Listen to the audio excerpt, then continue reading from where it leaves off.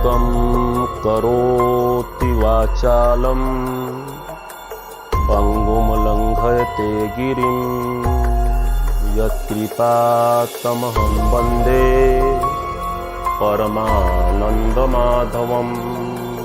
रामाय रामभद्राय रामचन्द्राय वेधसे रघुनाथाय नाथाय सीताया पतये नमः।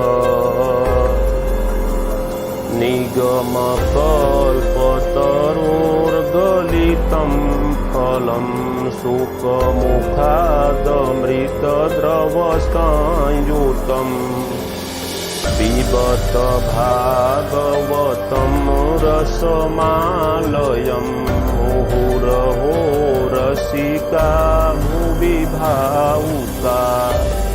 भगवत कथा के रसिक प्रेमियों, आज भागवत कथा का पहला दिन है। आज भागवत महात्म्य में गोकर्ण और धुंधकारी की कथा होगी। तुंगभद्रा नदी के तट पर आत्मदेव नामक एक ब्राह्मण रहता था। वह बहुत मृदभाषी, सदाचारी और सद्गुणों से परिपूर्ण था। उसकी पत्नी का नाम था धुंधुली। धुंधुली इतनी झगड़ालू थी कि अपने आस पड़ोस के लोगों को शांति से जीने नहीं देती थी। इससे पंडित जी बहुत दुखी रहते थे।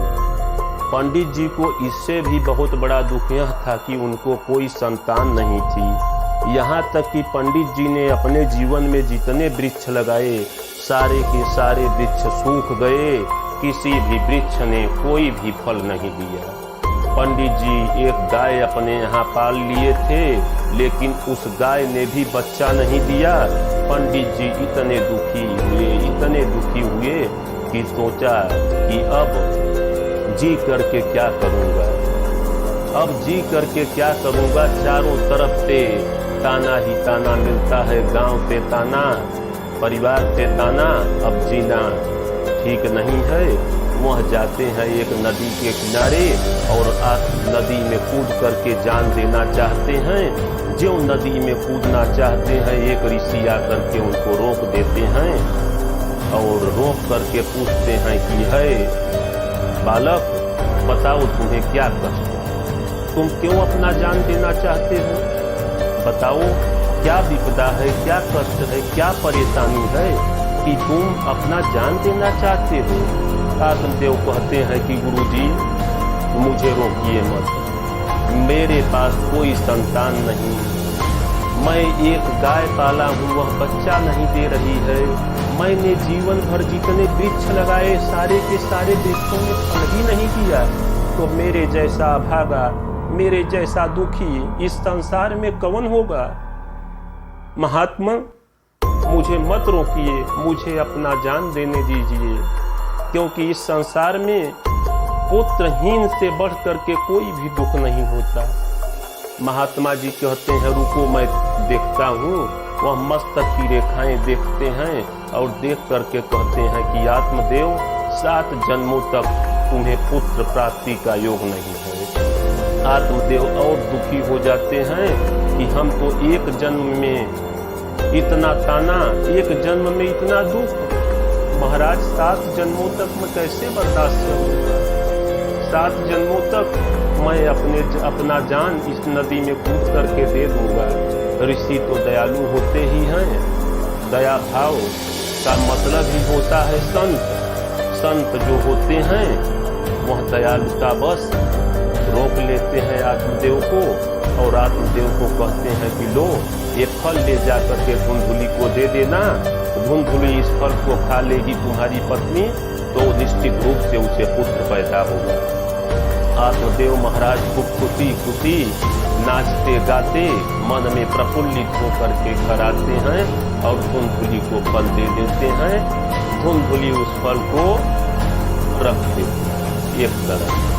धुंधुली एक तरफ रख देती है और दूसरे धुंधुली अब अपने मन में सोच रही है कि गांव में अगर आग लग गई तो पूरे गांव वाले तुरंत भाग जाएंगे और मैं गर्भवती मैं अकेले रह जाऊंगी और गांव में जल करके खत्म हो जाऊंगी। इसलिए भैया ये फल मैं नहीं खाऊंगी। इसी अधेड़ बूंद में धुंधुंधली लगी हुई है।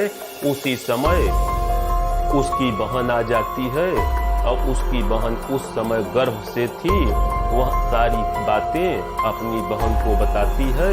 बहन कहती है कि अरे ना ना ना बहन, तुम फल मत खाओ, मैं गर्भ से हूँ और 9 महीने बाद मैं अपना बच्चा तुम्हें दे दूंगी, मेरे बच्चे को तू ले ले। धुंधुली ले जा करके फल को गाय को खिला देती है और गर्भवती होने का नाटक करती है। 9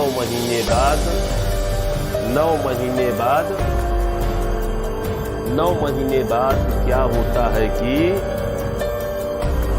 गाय को भी बच्चा होता है और उसकी बहन को भी बच्चा होता है।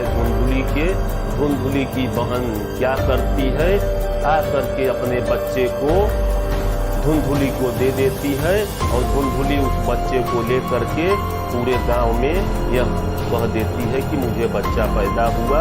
आदिदेव भी बड़े प्रसन्न होते हैं और गाय को भी बच्चा पैदा होता है। पूरा का पूरा आकार मनुष्य का है, लेकिन जो कान है वह कान जो है गाय की तरफ। पंडित जी आते हैं, दोनों का नामकरण किया जाता है। तो बालक का नामकरण होता है धुंधुली के धुंधकारी और गाय के बच्चे का नामकरण किया जाता है गोकर्ण।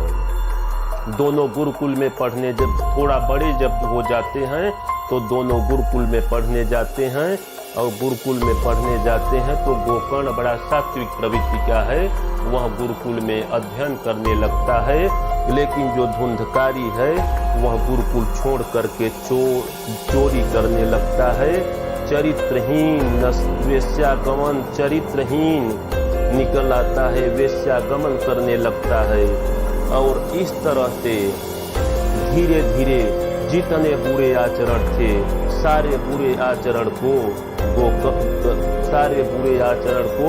धुंधकारी ग्रहण कर लेता है। वह अपनी पूरे घर के बर्तन बेच देता है, पैसा न देने पर अपनी माता को मारता है। अंत में अपनी माँ को जान से ही मार देता है। जब वह अपनी माँ को जान से मार देता है तो आत्मदेव इतने दुखी होते हैं कि वह घर छोड़ करके जंगल में चले जाते हैं। अब वह स्वच्छंद हो जाता है, स्वच्छंद होकर के वेश्याओं के साथ रहने लगता है। सारा धन जब खत्म हो जाता है तो वेश्याएं उसे मार करके घर के कुएं में फेंक देती हैं। मरने के बाद धुंधकारी भयंकर प्रेत बन जाता है और गांव वालों को डराने लगता है। जब गोकर्ण महाराज घर आते हैं तो गांव वाले उनको सारा वृतांत बतलाते हैं। गोकर्ण महाराज रात को जब वहां पर उस कमरे में सोने जाते हैं तो धुंधकारी आवाज लगाता है कि भैया मुझे बचाओ, भैया मुझे बचाओ। गोकर्ण महाराज ने सूर्य भगवान की तपस्या की। सूर्य भगवान ने बताया कि तुम 7 गांठ वाला बांस गाड़ कर श्रीमद् भागवत कथा का आयोजन करो।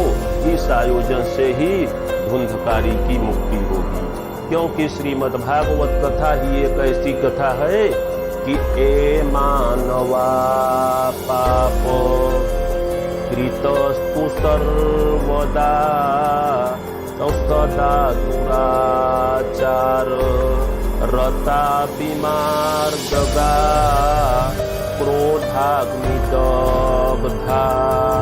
कुटिलश्च कामिनः सप्ताहयज्ञेन कलौ पुनन्ति ते। ऐसा मानव जिसने कि सारे जीवन तक दुराचार किया है, कुमार के रास्ते पर गया है, क्रोध से परिपूर्ण है, कामी है, वह भी इस कलयुग में इस सप्ताह यज्ञ से पवित्र हो जाता है। यह ऐसी कथा है। अब गोकर्ण महाराज बहुत गांव में भव्य आयोजन करते हैं, पूरे गांव वाले आते हैं और 7 दिन की कथा प्रारंभ होती है और हर दिन बांस की एक गांठ धीरे धीरे फटती है, 7 दिन में 7 गांठें फट जाती हैं तथा धुंधकारी एक पवित्र रूप धारण कर विमान पर बैठकर स्वर्ग को चला जाता है। अब इस कथा का आध्यात्मिक अर्थ की बात करें तो धुंधुली का अर्थ है न दिखाई देना। अंधकार, सत्य, गुण, नीति, विचार, सद्गुण का न दिखाई देना ही धुंधुली है। और धुंधकारी का संधि विच्छेद करें तो धुंध प्लस आकार होगा। शाब्दिक अर्थ जिसको अपना आकार न दिखाई दे, क्यों धरती पर आया है, क्या जीवन का उद्देश्य है, क्या जीवन में करना है, यह मानव जीवन क्यों मिला, यह सब न जान पाना ही धुंधकारी है। और सत्य का प्रतीक है गोकर्ण महाराज। अपने माता पिता को कष्ट देने वाला, शराब पीने वाला, वेश्यागमन करने वाला, प्रेत योनि प्राप्त कर आदिकाल तक भटकते रहते हैं। अब न गोकर्ण की तरह कथा सुनाने वाले हैं, न सुनने वाले हैं। 7 दिन तक भागवत कथा सुनने से धुंधकारी का मन निर्मल हो गया और वह परमात्मा की शरण में चला गया।